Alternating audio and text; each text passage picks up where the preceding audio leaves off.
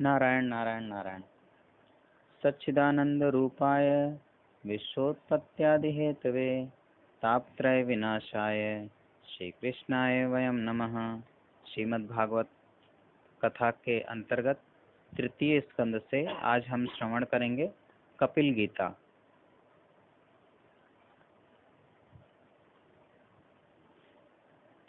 कपिल गीता की अब कथा आती है। इच्छा द्वेष विहीनेन सर्वत्र समचेतसा भगवत भक्ति युक्तेन प्राप्ता भागवती गति। कपिल महामुनि ने अपनी माता देवहूति को सुंदर उपदेश किया है। प्रातः काल का पवित्र समय है। संध्यादिक नित्य कर्म परिपूर्ण हुआ है। कपिल देव दर्भासन में शांति से बैठे हैं।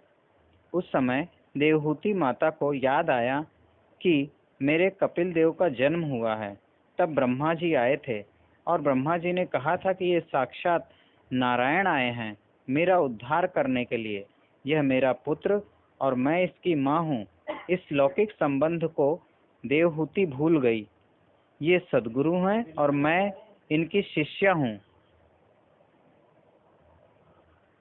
इस लौकिक संबंध को देवहूति भूल गई। ये सद्गुरु हैं, मैं इनकी शिष्या हूँ। यह विचार कर कपिल देव का वंदन किया है और कहा है, आप आज्ञा दें तो मुझे कुछ पूछने की इच्छा है। भगवान प्रसन्न हुए हैं। माँ, जरा भी संकोच रखना नहीं, जो मन में हो सो पूछ लेना। देवहूति ने प्रश्न किया है, इस संसार में सच्चा सुख है कि नहीं? सत्य उसको कहते हैं जिसका कभी नाश नहीं होता, जो कभी खत्म नहीं होता। जो सत्य नहीं है वह टिकता नहीं है। मुझे ऐसा आनंद मिले कि जो कायम रहे, हमेशा टिके, हमेशा रहे, कभी दुख आए ही नहीं। मैंने आज तक बहुत सुख भोगा है। मैं ऐसा मानती थी कि सुख भोगने से शांति मिलेगी। सुख भोगने से दुख की समाप्ति नहीं होती। थोड़े समय तक मन शांत रहता है, फिर मन ज्यादा चंचल हो जाता है। ऐसा कोई सुख नहीं है जो अनेक बार मैंने भोगा नहीं हो। बहुत सुख भोगा है, सुख भोगने पर भी शांति नहीं है।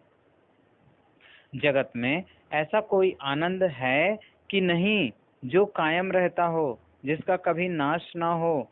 प्रत्येक इंद्रिय का सुख मैंने अनेक बार भोगा है। अब शरीर दुर्बल हुआ है, शरीर में शक्ति नहीं है, शरीर रोगी हुआ है, वृद्धावस्था आ गई है, फिर भी यह वासना मन से निकलती नहीं है। माता देवहूति के मन में जो था सरलता से कपिल मुनि के सामने प्रकट किया है। वासना का त्रास, वासना बहुत दुख देती है। वासना राक्षसी है, मुझे छोड़ती नहीं है। मैं उससे छूटने का प्रयत्न करती हूँ, लेकिन वह मेरे मन में घर करके बैठी है। वासना के त्रास से मुझे छुड़ाओ। वासना का विनाश कैसे करूं? मुझे ऐसा आनंद मिले जिस आनंद का अनुभव करने के बाद कोई दुख आए ही नहीं। मेरा मन वासना से बिगड़ा हुआ है। वासना राक्षसी से मुझे छुड़ाओ, यह मुझे बहुत त्रास देती है। कपिल देव भगवान प्रसन्न हुए हैं। माँ, तुमने बहुत सुंदर प्रश्न किया है। माँ, वासना का विषय बदलने से वासना का नाश होता है। किसी स्त्री को किसी पुरुष को मिलने की इच्छा, यह वासना है। परमात्मा से मिलने की इच्छा, यह भक्ति है। लोहे को लोहे से ही काटना पड़ता है, अन्य किसी धातु से लोहा कटता नहीं है। वासना लोहे के जैसी ही कठिन है, कठोर है। वासना का विनाश वासना से ही किया जा सकता है। वासना का विनाश वासना से ही हो सकता है। वासना का विषय कोई स्त्री या पुरुष हो तो वासना पतन करती है, अधम को ले जाती है, नीचे गिराती है। वासना का विषय जब भगवान हो जाते हैं तब वह आत्म कल्याण में सहायक हो जाती है। मुझे भगवान से मिलना है, मुझे परमात्मा के साथ एक होना है, मुझे भगवान से प्रेम करना है। भगवान आनंदमय है। माँ, संसार सुख दुख से भरा हुआ है। ऐसा कोई सुख नहीं है जिसे भोगने के बाद दुख न आता हो। सुख के पीछे पीछे ही दुख खड़ा है। माँ, सावधान हो जाओ। संसार में जिस जीव को सुख मिलता है उसको दुख भी भोगना पड़ता है। जीवात्मा को सुख की भूख नहीं है, आनंद की भूख है। बहुत से लोग सुख को ही आनंद समझते हैं। सुख और आनंद में बहुत अंतर है। सुख उसको कहते हैं जिसे भोगने के बाद दुख ही आता है। आनंद उसको कहते हैं जिसका अनुभव करने के बाद कोई दुख रहता ही नहीं है। आनंद ही परमात्मा नारायण है। माँ, संसार में आनंद नहीं है। संसार में जड़ पदार्थ सुख देते हैं, दुख भी देते हैं। आनंद किसी जड़ वस्तु में नहीं रह सकता। कदाचित आपको शंका हो कि महाराज, आप ये क्या कहते हो? अच्छा भोजन हो, परोसने वाला प्रेम से परोसता हो तो भोजन में आनंद आता है। भोजन में आनंद ना हो तो मानो ये सब क्यों करे? थोड़ा सा विचार करो। भोजन में आनंद है। यदि भोजन में आनंद हो तो जिसके पेट में अजीर्ण हो, जिसका पेट खराब हो, उसको भोजन करने से आनंद क्यों नहीं मिलता? भोजन में आनंद होता तो जिसको बुखार आया है उसको भोजन करने में आनंद क्यों नहीं मिलता? वो भी खूब आनंद से प्रेम से पाता। क्या भोजन में आनंद है? भोजन करने की तैयारी हो, अच्छा भोजन हो, उसी समय सुनो कि बूढ़ी का मरण हो गया है। किसी का मरण वार्ता सुन लो, फिर भोजन करोगे? कितने लोग तो विचार करते हैं, वह तो 2-3 वर्ष से सैया पर पड़ी हुई थी, उसका तो अच्छा ही हुआ, मरण हुआ तो क्या बुरा हुआ, बहुत दुख सहन कर रही थी, अच्छा हुआ। बहुत से लोग ऐसा विचार करते हैं।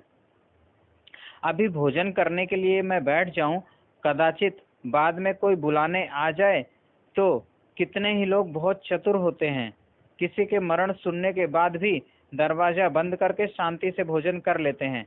एक बार मैं खा लूं फिर दरवाजा खोलना। मानव कपट बहुत करता है। किसी का मरण सुनने के बाद भोजन से मन क्यों हट जाता है? आनंद भोजन में है क्या? आनंद भोजन में है क्या? संसार के विषय सुख देते हैं, दुख भी देते हैं। आनंद केवल परमात्मा देते हैं। निद्रा में आपको कौन आनंद देता है? निद्रा में खाने को नहीं मिलता है। निद्रा में हाथ में पैसा नहीं आता है। निद्रा में जगत की विस्मृति रहती है, जगत भूल जाता है। सैया में पड़ने के बाद मन से संसार निकल जाता है। निद्रा में इसीलिए शांति मिलती है। दीपक में तेल है, तब तक दीपक जलता है। मन संसार है, मन में संसार है, तब तक मन भी जलता है। निद्रा में जगत की विस्मृति हो जाती है, जगत भूल जाता है, इसलिए शांति मिलती है। निद्रा में आनंद नहीं है, जगत की विस्मृति है। निद्रा में परमात्मा का अनुभव नहीं होता है। जगत की विस्मृति हो तो परमात्मा का अनुभव होता है। परमात्मा आनंदमय है। निद्रा में जीव जगत को भूल जाता है। जगत भूलने से शांति मिलती है। संसार में शांति हो तो सब कुछ छोड़ करके मानव को निद्रा की इच्छा क्यों होती? अगर संसार में शांति होती तो मानव संसार में लगा रहता, सोता ही नहीं। कहता यहाँ शांति है, आनंद है, लेकिन वो सोता है क्योंकि निद्रा में ही शांति मिलती है। और निद्रा में शांति क्यों मिलती है? क्योंकि जगत से विस्मृति हो जाती है। जब तक हम जगत को अपने हृदय में रखेंगे तब तक हमारा हृदय जलता रहेगा, दुख मिलता रहेगा। जब हम जगत को दूर करके फिर परमात्मा का ध्यान करेंगे, लोगों को उपकार के लिए, दूसरों को भला के लिए काम करेंगे तो शांति मिलेगी। बड़ा राजा हो, उसको भी राजमहल में शांति नहीं मिलती। राजमहल को भूल जाता है, उसको निद्रा आती है, तब शांति मिलती है। बहुत से लोग तो निद्रा के लिए गोली खाने लगे हैं। संसार सुख दुख से भरा हुआ है। जो जगत को भूल जाता है, जो नारायण के रूप में तन्मय हो जाता है, उसी के दुख की समाप्ति होती है। उसी को आनंद में परमात्मा का अनुभव होता है। जीव जब किसी जीव को मिलता है तब सुख होता है। जीव जब ईश्वर को मिलता है तब कैसा आनंद होता होगा? कपिल भगवान कहते हैं, माँ, बिगड़े हुए मन को सुधारने के लिए ही मानव का जन्म हुआ है। यह मन बहुत बिगड़ा है, इसीलिए दुखी होता है। मन गड्ढे में ही जाता है। मन पानी के जैसा है। पानी कभी नीचे से ऊपर नहीं जाता, पानी ऊपर से नीचे ही गिरता है, गड्ढे में ही जाता है। मन पानी की तरह है। पानी कभी ऊपर चढ़ता नहीं है। मन को कभी ऊपर जाना ही नहीं है। मन भी कभी ऊपर नहीं जाता है। संसार वृक्ष के मूल परमात्मा ऊपर हैं।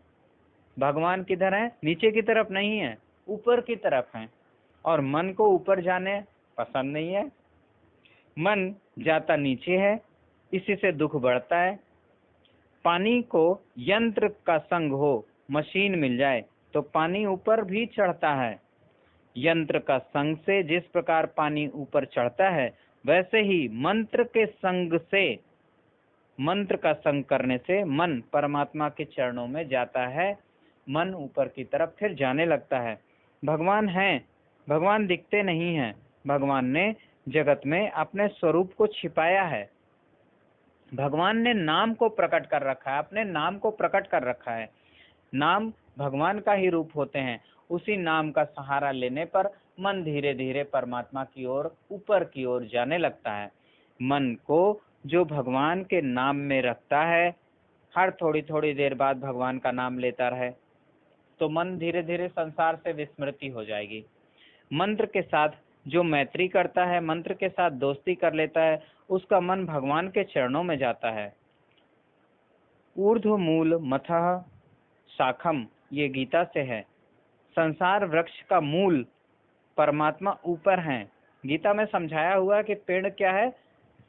उल्टा है, जड़ ऊपर है और फल फूल पेड़ पत्ते नीचे हैं। ये फल फूल पेड़ पत्ते क्या है?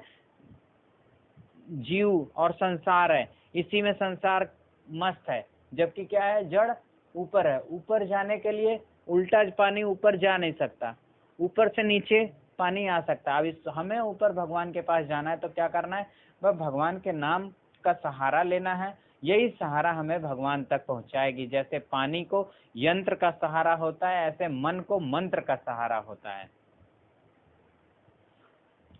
परमात्मा ऊपर है, मन नीचे जाता है। यंत्र का संग होने से जिस प्रकार पानी ऊपर चढ़ता है, मंत्र के साथ प्रीति करने से, मंत्र में मन को स्थिर करने से, मंत्र के आधार से मन को भी भगवान के चरणों में ले जाया जाता है। मंत्र में मन को रखो, भगवान का दर्शन करने की, प्रभु से मिलने की इच्छा रखो। सत्संग करने से बिगड़ा हुआ मन सुधरता है। संत की परीक्षा करना बड़ा कठिन है। संत को ही संत मिलते हैं। अगर हम ये चाहें कि पहले हम परीक्षा लेंगे कि गुरु जी अच्छे हैं कि नहीं, भगवान के बारे में जानते हैं कि नहीं, ज्ञान है कि नहीं, तो संत की परीक्षा करना बड़ा कठिन है। पर एक बात और कहा है कि संत को ही संत मिलते हैं, अर्थात अपने आप को संत बनाओ तो तुम्हें अपने आप ही संत मिलेंगे। और तुम सोचो पहले हम ढूंढेंगे, बढ़िया परीक्षा कर लेंगे, एकांत में देखेंगे गुरुजी कैसे रहते हैं, उसके बाद जो हम उनसे दीक्षा लेंगे, तब हम मंत्र जाप करेंगे, तब तो ये बहुत उल्टा काम है, फिर तो हम पहुंच चुके। तो संत को ही संत मिलते हैं, संत होने का प्रयास करो। संत हैं कि नहीं कैसे परीक्षा करोगे? नकली माल बहुत बढ़ गया है।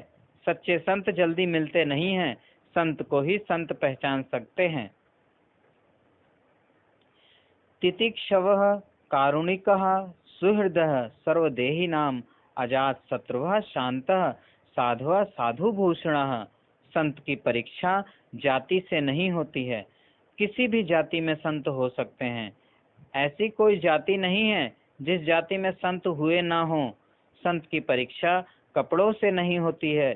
संत की परीक्षा उनके व्याख्यान से, उनके बोलने के तरीके से, उनके कथा करने के तरीके से भी नहीं होती है।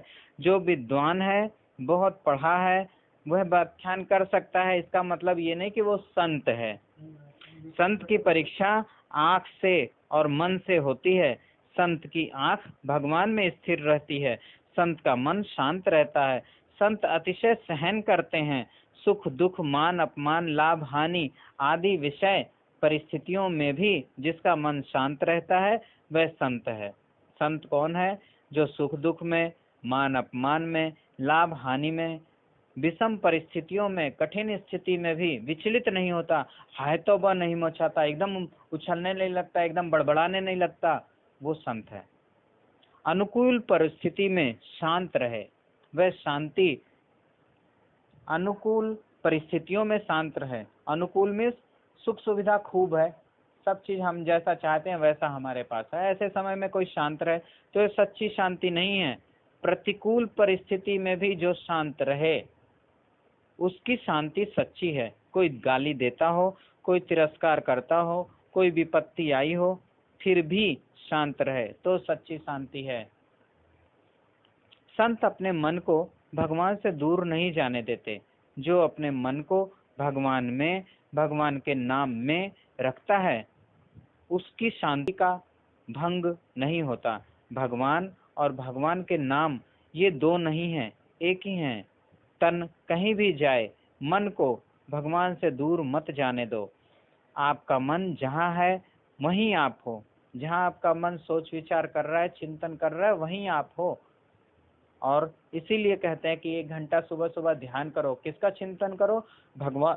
भगवान का चिंतन करो। बस सोचो सिर्फ कि भगवान ऐसे हैं, भगवान के चरण ऐसे हैं, भगवान ने ऐसे ऐसे आभूषण पहन रखे हैं, भगवान के नेत्र ऐसे हैं, भगवान के बाल ऐसे हैं, भगवान ऐसी ऐसी बातें करते हैं, उनके साथ बातें करो। बस झूठी मूठी का शुरुआत करो तो ऐसे धीरे धीरे जो है चिंतन भगवान में लग जाता है। भगवान में लग जाता है तो धीरे धीरे भगवान मार्ग देते हैं, स्वयं ही मार्ग देते हैं कि ये करो, ये करो। हमारे अंदर मन में आने लगता है कि हमें ये करना चाहिए।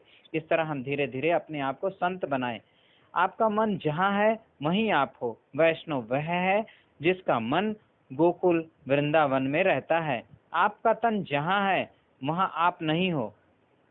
आपका मन जहाँ है आप वहाँ पर हो। आप कहीं भी रहो, किसी भी शहर में रहो, मन से वृंदावन को याद करो, मन से संतों को याद करो, मन से भगवान को याद करो, तो आप भी वहीं हो। संत अपने मन को भगवान के चरणों में रखते हैं, भगवान के नाम में रखते हैं, भगवान के धाम में रखते हैं। कैसा भी दुख सुख मान अपमान का प्रसंग आए, इसके मन के ऊपर असर नहीं होता है, उनके मन के ऊपर असर नहीं होता है। तुकाराम जी महाराज थे जो विट्ठल भगवान में लीन हो गए थे, समा गए थे, उनके शरीर को कोई स्पर्श नहीं कर पाया था। तुकाराम जी महाराज के चरित्र में लिखा है, होली का दिन था, बहुत से दुर्जन गधे को लेकर के महाराज के पास आए। दुष्ट लोग थे और एक गधे को लेकर के तुकाराम जी के पास आए। तुकाराम जी बहुत सरल शांत स्वभाव के थे, उनका कोई अपराध नहीं था।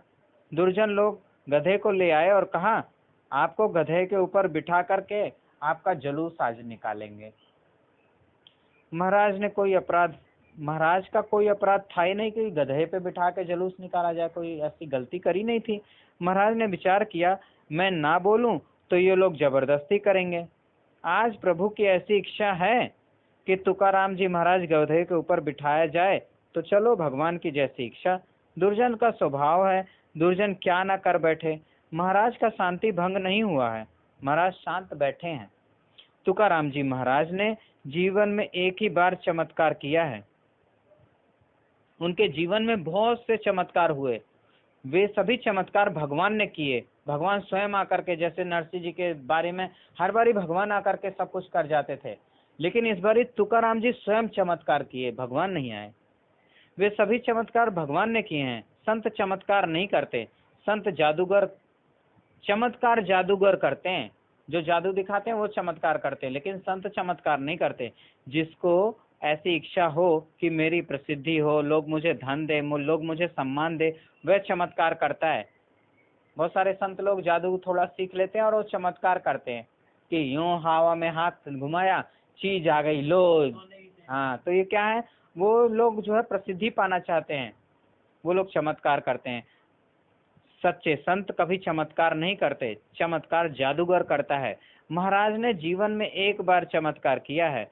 महाराज को गधे के ऊपर बिठाया है, जुलूस निकाला है। महाराज की पत्नी को कहा है, तेरे पति का जुलूस निकला है। किसी ने जाकर के उनकी पत्नी को कहा है कि तेरे पति का जुलूस निकला है। उसको लेकर के गए हैं, वह रोने लगी। वह बहुत व्याकुल हो गई। मेरे पति का कोई अपराध ही नहीं है। जब वह बहुत रोने लगी तब महाराज को दया आ गई। महाराज ने पत्नी को कहा, यहाँ रोना नहीं, मैं दिन भर विट्ठलनाथ जी की भक्ति करता हूँ। विट्ठलनाथ जी ने आज मुझे गरुड़ के ऊपर बिठाया है, गधे के ऊपर बिठाया था, फिर भी महाराज की शांति भंग नहीं हुई। और अति दुख में, प्रतिकूल परिस्थिति में भी जिसका मन शांत रहता है वह संत है। संत अपने मन को ईश्वर से दूर नहीं जाने देते, इसलिए संसार के सुख दुख का असर उनके मन के ऊपर नहीं पड़ता। संत अतिशय सहन करते हैं। कपिल भगवान माता देवहूति से कहते हैं, माँ, संत उसको कहते हैं जो बुद्धिपूर्वक संसार सुख का त्याग करता है। बहुत सुख भोगा, सुख भोगने से शांति नहीं मिली, अब सुख भोगना ही नहीं, बुद्धि पूर्वक समझ करके जो संसार का त्याग करता है वही संत है। एक दिन छोड़ना तो पड़ेगा ही, काल धक्का मारेगा तब छोड़ना ही पड़ेगा। तब बहुत दुख होगा कि ये और कर लेता तो फिर ले जाते तो अच्छा रहता, अभी थोड़ा और जीना पड़ चाहिए, अभी ये तो हमने किया नहीं, इतना इकट्ठा करना तो किया है, वो चीज खरीदनी थी, ये करना था, तब छोड़ना तो पड़ेगा उस दिन। तब बहुत दुख होगा। जो समझ करके पहले ही लौकिक संसार के सुख का त्याग कर देता है, मिल गया तो ठीक, नहीं मिला तो भी ठीक, संसार में जो हमारे सुख में है ठीक है, नहीं है तो भी ठीक है, वही संत है। जो लौकिक सुख का त्याग करता है, पहले ही सोच समझकर लौकिक सुख का त्याग करता है, वही संत है। और क्या बताया संतों के बारे में? संतों को मौन बहुत प्रिय होता है, उनको ज्यादा बोलने की इच्छा नहीं होती। ये सब वो बताए हैं कि कैसे पहचाने संत कौन है, कि जो मान अपमान में बिल्कुल भी नाराज नहीं होता। कई बार कथा में कुछ कोई बोल देता है बीच में या खड़े होकर सवाल पूछ लेता है तो महाराज जी को भी गुस्सा आ जाता है, कड़क हो जाते हैं। संत मान अपमान किसी भी परिस्थिति में अशांत नहीं होते। और दूसरी बात क्या बताई कि संत मौन प्रिय होता है, बहुत कम बोलते हैं, उनको ज्यादा बोलने की इच्छा नहीं होती, और कदाचित बोले भी तो भगवान की ही बातें करते हैं। लौकिक बातें संतों को अच्छी नहीं लगती, और अगर कोई लौकिक बातें कर रहा होता है तो उनका मन नहीं लगता, वहां पे उठ के चल देते हैं। लौकिक बातें सुनने में जिसको मजा आता है, घंटों घंटों खड़ा रह करके उसी के साथ रस ले रहा है, तो समझना चाहिए कि वह अभी ईश्वर से बहुत दूर है। संतों को मौन प्रिय होता है, बोलते हैं तो भगवत वार्ता ही करते हैं। संतों के सत्संग में कृष्ण कथा सुनने का प्रसंग आता है। बार बार कृष्ण कथा सुनने से कृष्ण में श्रद्धा होती है। श्रद्धा से कोई श्री कृष्ण की सेवा पूजा करे तो धीरे धीरे श्रद्धा से ही आसक्ति बन जाती है। आसक्ति मीन्स अब इनके बिना मन नहीं लग रहा है, बिना नहलाए धुलाए ठाकुर जी को भोग लगाए, उनको श्रृंगार कराए, मन नहीं लग रहा है। ये क्या हो गई? अब आसक्ति हो गई। पहले क्या था? आसक्ति दूसरे चीजों में थी, संसार के सुख में थी। अब वो संसार के सुख का त्याग किया, धीरे धीरे संतों के साथ कृष्ण की कथा सुनना शुरू किया। कृष्ण कथा सुनने से कृष्ण भगवान में श्रद्धा हो जाती है। श्रद्धा करने से धीरे धीरे कृष्ण की सेवा पूजा करने का मन लगता है। सेवा पूजा करने से धीरे धीरे आसक्ति बनती है। भगवत स्वरूप में, भगवान के नाम में, भगवान के स्वरूप में, चाहे भगवान के नाम में किसी में भी आसक्ति हो जाए तो समझना कि अब धीरे धीरे संतक तो आ रहा है, धीरे धीरे भक्ति आ रही है। भगवत स्वरूप में, भगवान के नाम में जब आसक्ति होती है तब बराबर सही मायने में भक्ति का आरंभ होता है। आसक्ति पूर्वक जो भक्ति करता है वह भक्ति प्रेम लक्षणा भक्ति बन जाती है। आसक्ति पूर्वक मीन्स अब बिना किए नहीं मन लग रहा, करना ही पड़ेगा इतना, ऐसे आसक्ति हो जाए। आसक्ति मीन्स उसमें क्या हो गया? नशा हो गया, या क्या कहें उसे, तलब लग गई है। तलब ऐसी लग गई है कि बिना किए ना, क्या तलब लग गई है, वह प्रेम भक्ति प्रेम लक्षणा भक्ति बन जाती है। प्रभु में जब प्रेम होता है तब संसार का सभी सुख तुच्छ लगने लगता है। कृष्ण में जब प्रेम होता है तब वासना का विनाश होता है। जब कृष्ण में प्रेम हो जाए तभी वासना का विनाश होता है। संसार साधारण ध्यान से, साधारण भक्ति से वासना का विनाश नहीं होता। वासना का विनाश करने के लिए तीक्ष्ण भक्ति की, तेज भक्ति की जरूरत है। वासना का विनाश होने पर जीव को आनंद का अनुभव होता है। वासना का विनाश होने पर जीव को आनंद का अनुभव होता है। वासना का विनाश कब होता है? जब तीक्ष्ण भक्ति हो तो वासना का विनाश होता है। साधारण ध्यान से, साधारण भक्ति से वासना का विनाश नहीं होता। जगत की उत्पत्ति कैसे होती है, स्थिति कैसे होती है, वह कथा कही है। माता देवहूति को ध्यान करने की आज्ञा दी है। माँ, संसार का ध्यान करने से ही मन बिगड़ा है। संसार का ध्यान छोड़ो, नारायण का ध्यान करो। भगवान के एक एक अंग का ध्यान बताया है। ध्यान में जब जीव देह को भूल जाता है, देह संबंध जब छूटता है, तब ब्रह्म संबंध होता है। जब तक आत्मा का देह के साथ संबंध है, तब तक जीव दुखी है। देह संबंध जब छूटता है, तब जीव और ईश्वर का मिलन होता है। देह संबंध छूटने का अर्थ देह का भान ना रहे। माँ, अनेक जन्म से यह जीव संसार करता आया है। ये जीव अनेक बार पति हुआ है, अनेक बार पत्नी हुआ है। पूर्व जन्म का पति या पत्नी इस जन्म में कहाँ है?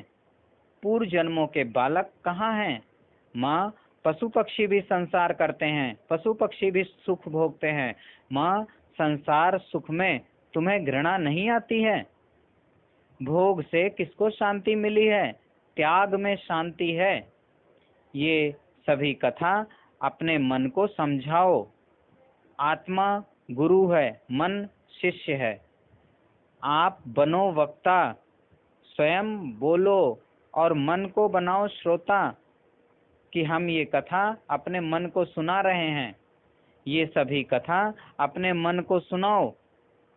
आत्मा को गुरु बना दो, मन को शिष्य बना दो। कपिल देव महाराज भगवान ने माता देवहूति को समझाया है। मन से ही बंधन है, मन से ही मुक्ति होती है। जिस चाबी से लोग ताले को बंद करते हैं, उसी चाबी से ताले को खोलते भी हैं।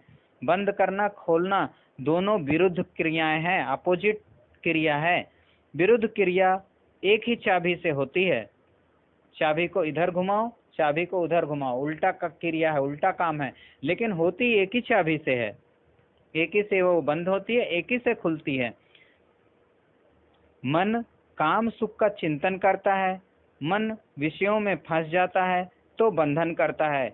जब काम सुख का चिंतन करता है, संसार सुख का चिंतन करता है, विषय का चिंतन करता है, तो क्या हो गया? ताला बंद हो गया। मन नारायण का ध्यान करता है, मन नारायणकार हो जाए तो मुक्ति देता है। अब क्या हो गया? ताला खुल गया। यही मन है, यही चाबी लगानी है। माँ, अपने मन को संभालो। माता देवहूति ने कहा, आपने थोड़े समय में मुझे बहुत सुंदर उपदेश दिया है। ये सभी उपदेश मैं अपने मन को करूंगी। कदाचित मेरा मन बिगड़ जाए तो आपका आधार है। आधार मीन्स आप ही नींव हो, आप ही फिर संभालना। मैं प्रयास करूंगी। आप कृपा करो, मेरे मन में पाप आए नहीं, मेरे मन में खराब विचार आए नहीं। कभी कभी मन 2-4 मिनट के लिए मूर्ख हो जाता है, बड़ी बड़ी ज्ञान की बातें करता है, भक्ति की बातें करता है, पर 2-4 मिनट के लिए मन पाप कर बैठता है। मेरा मन बिगड़ न जाए, आप कृपा करो, मैं शरण में आई हूँ। भगवान से जब ध्यान करें तो ये बात कहनी चाहिए कि आप कृपा करो, हमारे मन को सुधारो, हमारा मन संसार में ना जाए। ये जो देवहूति माता ने कहा है भगवान से ना, यही हमें अपने भगवान से कहना है। जब हम भगवान के सामने बैठे हों, भगवान का ध्यान कर रहे हों, तब ऐसे बोलना चाहिए। थोड़ी थोड़ी देर में कहते रहना चाहिए, हे नाथ, मैं आपको भूलूं नहीं, आप ऐसी कृपा करो। तब भगवान कुछ कृपा करते हैं, कुछ हम प्रयास करते हैं और फिर आगे कदम बढ़ता है। कपिल भगवान ने कहा है, माँ, मैंने तो तेरे ऊपर कृपा की है, अब तू ही अपने ऊपर कृपा कर। माँ, तू ऐसा निश्चय कर कि किसी के पेट में जाना नहीं है, अब किसी की पत्नी भी होना नहीं है, अब किसी का पति होना नहीं है, अब परमात्मा के साथ होना है। माँ, तू ही अपने ऊपर कृपा कर। माँ, अब मुझे यहाँ से जाना है, सावधान हो करके साधन करो। मैंने जो उपदेश दिया है उस उपदेश में श्रद्धा रखो। अब तू अपने ऊपर कृपा कर। भगवान कपिल माता देवहूति की प्रदक्षिणा करते हैं, उनकी परिक्रमा करते हैं। देवहूति माता का वंदन करते हैं। जो माता पिता की पूजा करता है, जो माता पिता की प्रदक्षिणा करता है, उसको पृथ्वी प्रदक्षिणा करने का पुण्य प्राप्त होता है। कपिल भगवान ने जगत को यह ज्ञान दिया है कि माता देवहूति की प्रदक्षिणा करी है, बार बार वंदन किया है और कहा है, माँ सावधान रहकर सतत साधन करो। माँ, माया सभी को त्रास देती है। जो गाफिल होता है उसी को माया त्रास देती है। सावधान होकर के जो भक्ति करता है उसको माया त्रास नहीं देती। कल भी हम पढ़े थे कि जो भगवान की ओर देखता है तो भगवान की माया उसे उसके पास नहीं आती। और भगवान की माया कहाँ है? भगवान की पीठ में है। और जो भगवान की ओर अपनी पीठ कर देता है उसको माया त्रास देती है। धर्म भगवान के सन्मुख है, भगवान के पीठ में अधर्म है। कपिल मुनि, महामुनि कपिल माता देवहूति का वंदन करके वहां से गंगा सागर संगम तीर्थ गए हैं। शास्त्रों में गंगा माँ का बहुत वर्णन है। गंगा जी का समुद्र में जहाँ संगम हुआ है, कलकत्ता से आगे जाओ तो वहाँ गंगा सागर संगम है। समुद्र जिस नदी से मिलता है उस नदी के जल को खारा बना देता है। गंगा सागर संगम में श्री गंगा मैया खारे समुद्र को मीठा बना देती हैं। 3-4 मील तक खारा समुद्र गंगा जी के स्पर्श से मधुर हो जाता है। गंगा सागर संगम तीर्थ में महामुनि कपिल विराजमान है। महामुनि कपिल ने ऋषियों को शांति योग का उपदेश किया है। देवहूति माँ त्रिकाल सरस्वती गंगा में स्नान करती हैं। आदि नारायण परमात्मा का ध्यान करती हैं। हृदय पिघलता है, ध्यान में तन्मयता होती है, माँ को आनंद आता है। देवहूति माता के बाल बहुत सुंदर थे। सुंदर बाल धीरे धीरे पीली जटा बन गए हैं, जटाएं धारण की हैं, महायोगिनी हुई हैं। कभी कभी माता देवहूति को मन में त्रास देता है। मन को एक बुरी आदत पड़ी है, जो सुख भोगा है उसकी याद करता है। कभी कभी माता देवहूति को भी याद आता है, हम विमान में कैसा सुख भोगते थे, कैसा जीवन था। माता देवहूति अपने मन को समझाती हैं, अरे जो सुख परिणाम में दुख देता हो, जो सुख अंत में दुख देता हो, जो सुख शक्ति का विनाश करता हो, जो सुख मन को बिगाड़ता हो, उसको क्यों याद करता है। मन को समझाती हैं, जिसका त्याग किया है उसको क्यों याद करता है। कभी कभी मन में भी बहुत तूफान आता है, समझाने पर भी मन नहीं मानता है। मन बहुत शक्तिशाली है। मन 1-2 जन्म का नहीं है, अनेक जन्म का बिगड़ा हुआ है। पाप के संस्कार जागृत होते हैं, तब मन मानता नहीं है। ऐसे समय में माता देवहूति भगवान नारायण के चरणों में वंदन करती हैं कि मैं आपकी शरण आई हूँ, कृपा करो, मेरा मन फिर बिगड़ गया है। मुझे दिखता है मन पाप कर रहा है, मैं उसे रोक नहीं सकती, कृपा करो, मैं शरण में आई हूँ। मन जब बहुत बिगड़ता है तब मन को समझाना नहीं, प्रेम से भगवान के नाम का कीर्तन करो, जोर जोर से कीर्तन करो, प्रेम से कीर्तन करो तो मन शांत हो जाएगा। माता देवहूति को भी मन कभी कभी त्रास देता है। ऐसे समय में माता देवहूति प्रेम से कीर्तन करती हैं, हरे कृष्ण कृष्ण कृष्ण हरे कृष्ण कृष्ण कृष्ण कृष्ण कृष्ण कृष्ण हरे कृष्ण कृष्ण कृष्ण हरे कृष्ण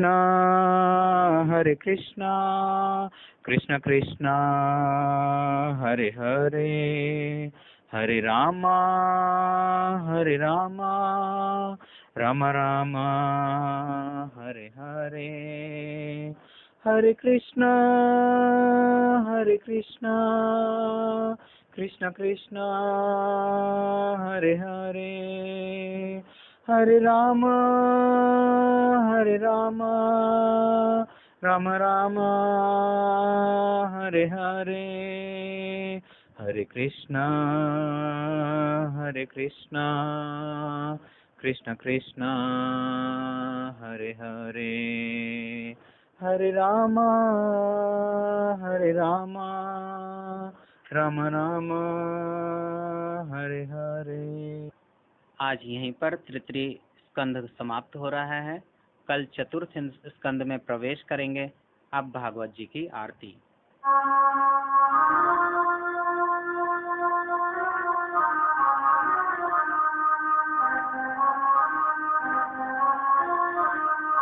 श्री भागवत भगवान की है आरती, पापियों को पाप से है तारती। श्री भागवत भगवान की है आरती, पापियों को पाप से है तारती। ये अमर ग्रंथ ये मुक्ति पंथ ये पंचम वेद निराला, नव ज्योति जगाने वाला।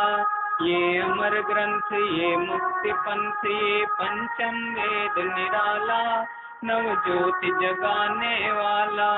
हरि नाम यही हरि धाम यही, हरि नाम यही हरि धाम यही, जग मंगल की है आरती, पापियों को पाप से है तारती। श्री भागवत भगवान की है आरती, पापियों को पाप से है तारती।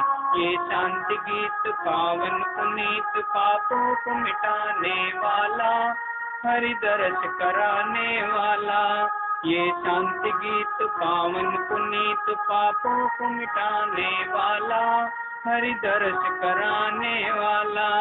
है सुख करणी है दुख हरणी, है सुख करणी है दुख हरणी, मधुसूदन की है आरती, पापियों को पाप से है तारती। श्री भागवत भगवान की है आरती, पापियों को पाप से है तारती। ये मधुर बोल जग फंद खोल, सन्मार्ग बताने वाला, बिगड़ी को बनाने वाला।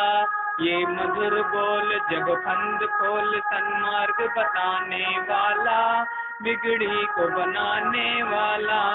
श्री राम यही घनश्याम यही, श्री राम यही घनश्याम यही, प्रभु के महिमा की आरती, पापियों को पाप से है तारती। श्री भागवत भगवान की है आरती, पापियों को पाप से है तारती, पापियों को पाप से है तारती।